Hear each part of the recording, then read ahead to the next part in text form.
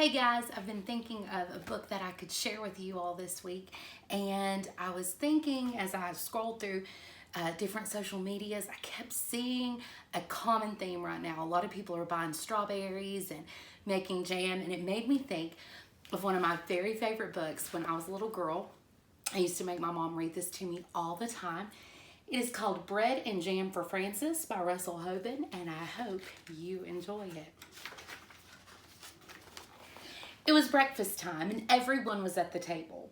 Father was eating his egg. Mother was eating her egg. Gloria was sitting in a high chair and eating her egg too. Frances was eating bread and jam. "What a lovely egg," said Father. "If there's one thing I'm fond of for breakfast, it's a soft-boiled egg." "Yes," said Mother, spooning up egg for the baby. "It is just the thing to start the day off right." "Ah," said Gloria, and ate up her egg. Frances did not eat her egg. She sang a little song to it.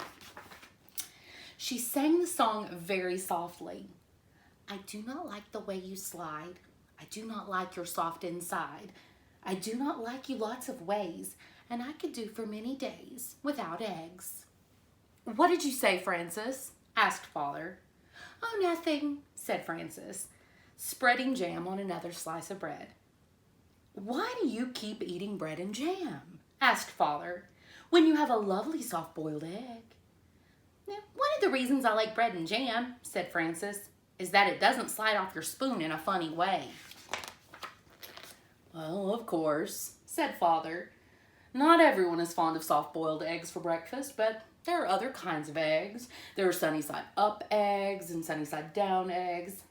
"Yeah," said Frances, "but sunny-side-up eggs lie on the plate and look up at you in a funny way, and sunny-side-down eggs just lie on their stomach and wait."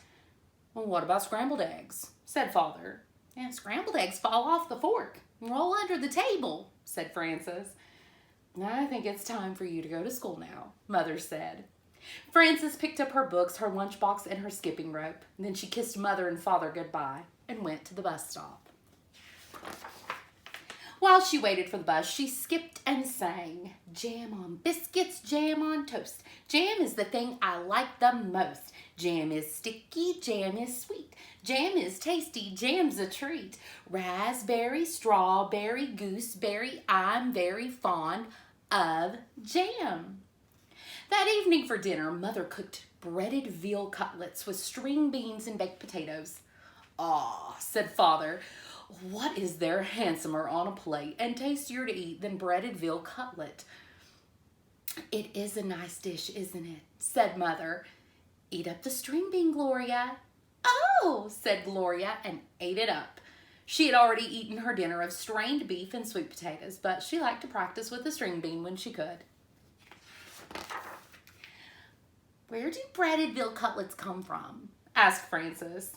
"And why are French cut stringless beans called string beans?" "We can talk about that another time," Father said. "Now it's time to eat our dinner." And Frances looked at her plate and sang, "What do cutlets wear before they're breaded? Flannel nightgowns, cowboy boots, furry jackets, sailor suits." Then she spread jam on a slice of bread and took a bite. "She won't try anything new," said Mother to Father. "She just eats bread and jam." "How do you know what you'll like if you won't even try anything?" asked Father. "Well," said Frances, "there are many different things to eat and they taste many different ways. But when I have bread and jam, I always know what I'm getting and I'm always pleased." "Well, you tried new things in your school lunches," said Mother. "Today I gave you a chicken salad sandwich." "There now," said Father to Frances. "Wasn't it good?" "Well," said Frances, "I traded it to Albert." "For what?" said Father. "Bread and jam," said Frances. The next morning at breakfast, Father sat down and said, "Now I call that a pretty sight. Fresh orange juice and poached eggs on toast. There's a proper breakfast for you." "Oh, thank you for saying so," said Mother. "Poached eggs on toast do have a cheery look, I think." Frances began to sing a poached egg song. "Poached eggs on toast, why do you shiver with such a funny little quiver?" Then she looked down and saw that she did not have a poached egg. I have no poached egg, said Frances. I have nothing but orange juice. I know, said Mother. Why is that? Asked Frances. Everybody else has a poached egg. Even Gloria has a poached egg, and she's nothing but a baby. But you do not like eggs, said Mother, and that is why I did not poach one for you. Have some bread and jam if you're hungry. So Frances ate bread and jam and went to school. When the bell rang for lunch, Frances sat down next to her best friend Albert. What do you have today? Said Frances. I have cream cheese, cucumber, and tomato sandwich on rye bread, said Albert, and a pickle to go with it, and a hard-boiled egg and a little cardboard shaker of salt to go with that, and a thermos bottle of milk, and a bunch of grapes, and a tangerine, and a cup of custard, and a spoon to eat it with. What do you have? Frances opened her lunch. Bread and jam, she said, and milk. Hey, you're lucky, said Albert. That's just what you like. You don't have to trade now. That's right, said Frances. And I had bread and jam for dinner last night and for breakfast this morning. You certainly are lucky, said Albert. Yes, said Frances. I'm a very lucky girl, I guess, but I'll trade if you want to. That's all right, said Albert. I like cream cheese with cucumbers and tomatoes on rye. Albert took 2 napkins from his lunchbox. He tucked one napkin underneath his chin. He spread the other one on his desk like a tablecloth, and he arranged his lunch neatly on the napkin. With his spoon, he cracked the shell of the hard-boiled egg. He peeled away the shell and bit off the end of the egg. He sprinkled salt on the yolk and set the egg down again. He unscrewed his thermos bottle cup and filled it with milk. Then he was ready to eat his lunch. He took a bite of sandwich, a bite of pickle, a bite of hard-boiled egg, and a drink of milk. Then he sprinkled more salt on the egg and went around again. Albert made the sandwich, the pickle, the egg, and the milk come out even. He ate his bunch of grapes and his tangerine, and then he cleared away the crumbled up wax paper, the eggshell, and the tangerine peel. He set the cup custard in the middle of the napkin on his desk. He took up his spoon and ate up all the custard. Then Albert folded up his napkins and put them away. He put away his cardboard salt shaker and his spoon. He screwed the cup on top of his thermos bottle. He shut his lunchbox, put it back inside his desk, and sighed. I like to have a good lunch, said Albert. Frances ate her bread and jam and drank her milk. Then she went out to the playground and skipped rope.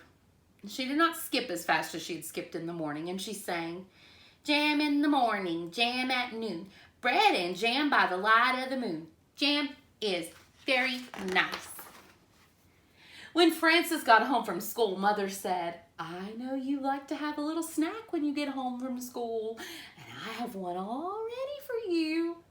Oh, I do like snacks, said Frances, running into the kitchen. Here it is, said Mother, a glass of milk and some nice bread and jam for you. Aren't you worried that maybe I'll get sick and all my teeth will fall out from eating so much bread and jam? Asked Frances. Oh, I don't think that'll happen for quite a while, said Mother. So eat it all up and enjoy it. Frances ate up most of her bread and jam, but she didn't eat all of it. After her snack, she went outside to skip rope. Frances skipped a little more slowly than she had skipped at noon, and she sang, Jam for snacks and jam for meals. I know how a jam jar feels, full of jam. That evening for dinner, Mother cooked spaghetti and meatballs with tomato sauce. I'm glad to see there will be enough for second helpings, said Father, because spaghetti and meatballs is one of my favorite dishes. Spaghetti and meatballs is a favorite with everybody, said Mother. Try a little spaghetti, Gloria. Said Gloria, and tried the spaghetti. Frances looked down at her plate and saw that there was no spaghetti and meatballs on it. There was a slice of bread and a jar of jam. Frances began to cry. Oh my goodness, said Mother.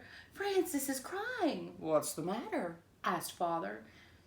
Frances looked down at her plate and sang a little sad song. She sang so softly that Mother and Father could scarcely hear her. What I am is tired of jam. I really want spaghetti and meatballs, said Frances. May I have some, please? Well, I had no idea you liked spaghetti and meatballs, said Mother. Well, how do you know what I'll like if you won't even try me? Asked Frances, wiping her eyes. So Mother gave Frances spaghetti and meatballs, and she ate it all up.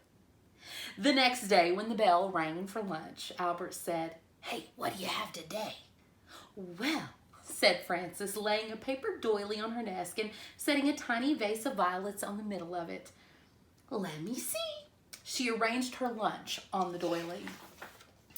I have a thermos bottle with cream of tomato soup, she said, and a lobster salad sandwich on thin slices of white bread.